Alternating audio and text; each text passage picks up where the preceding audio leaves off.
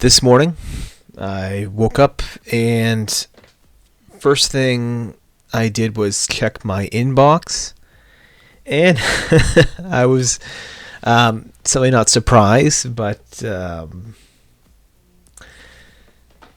suppose a bit disheartened to see that I had gotten a few more rejection letters for some of these short stories that I've been writing, that I've been sending out.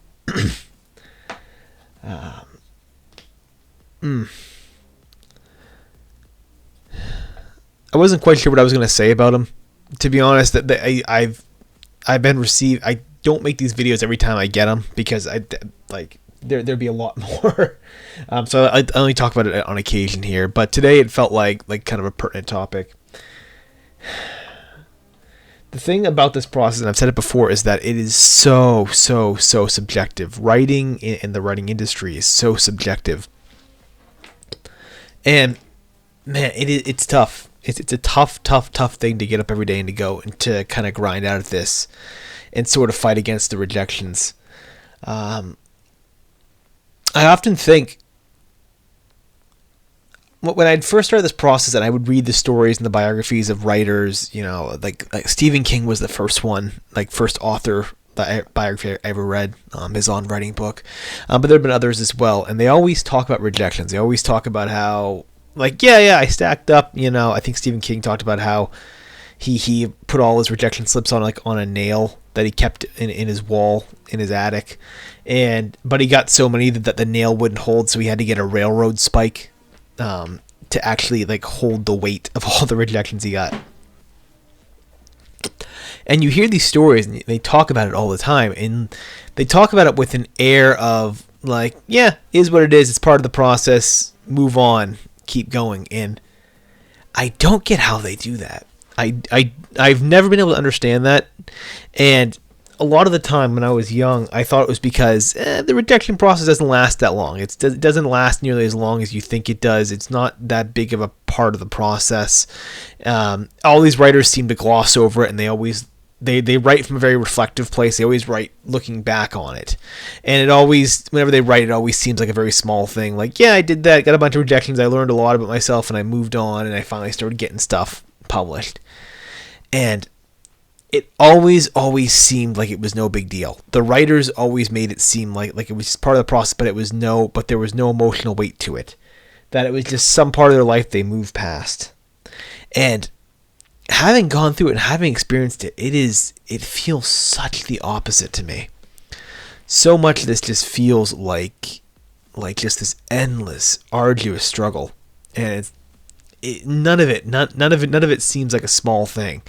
I think a lot of it is because we tend to read these stories by authors who have already spent decades being successful, right? If you were to ask me now in my 30s what it was like, to get my first job, right? Like what my first job was like, I would say, it definitely wasn't easy, but yeah, it was just a time. I learned a lot about myself. I worked in a factory when I was 14 years old, during my summers. So, I'd say, I was on my feet all day. I was doing, pretty good labor here. I made okay money. Yeah, it sucked. It was hard. It was hard, but I learned a lot about myself. I moved on.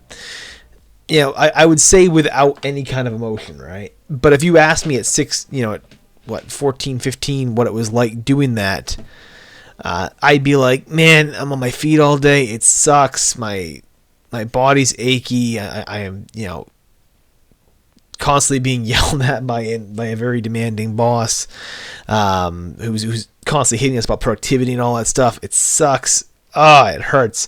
I'm just glad I got a nice paycheck to pay for my car, right?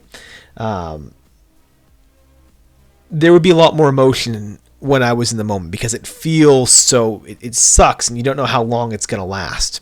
And so when you look back on these things, it always seems very, very insignificant. And that's one of the things I wanted to do with this channel, was kind of document my frustrations with this process, because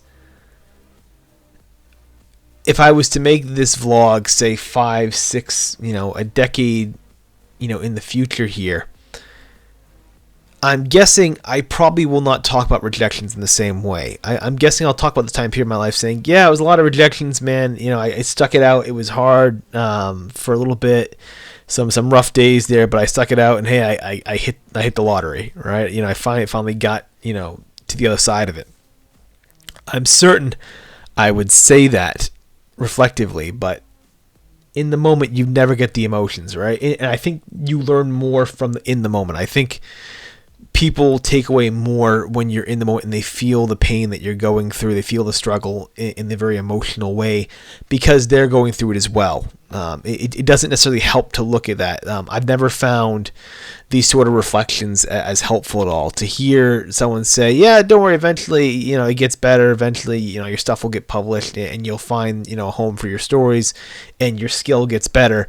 It never really helps me. That's never offered me any kind of comfort, because you're thinking with an emotional part of your brain, not necessarily a logical. Yeah, logically that you're probably going to get stuff published, that you're probably going to make it in some capacity, but emotionally in the moment you never do, and it's not helpful.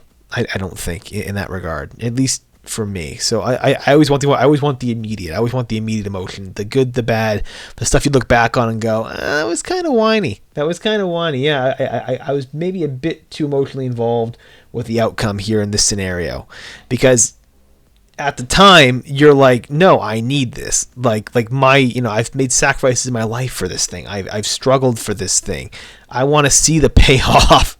I'm tired of suffering, basically. Always in the moment. It's always hurts worse in the moment, and it's always the biggest struggle, and that's what I've always tried to capture on this channel. So with that, I suppose I'm going to sign off here. I don't think there's any real point to this video beyond that. Just continuing the struggle, and I hope maybe for those that maybe get annoyed with this kind of, maybe this sort of like complaining, whatever, I hope you see why I'm doing this, why I'm sort of logging the emotions in the moment rather than kind of keeping to myself and one day reflecting on it with a very light attitude. I think it's raw, I think it's real, and I think people get more out of that if I can kind of share the same emotions maybe they're feeling as well.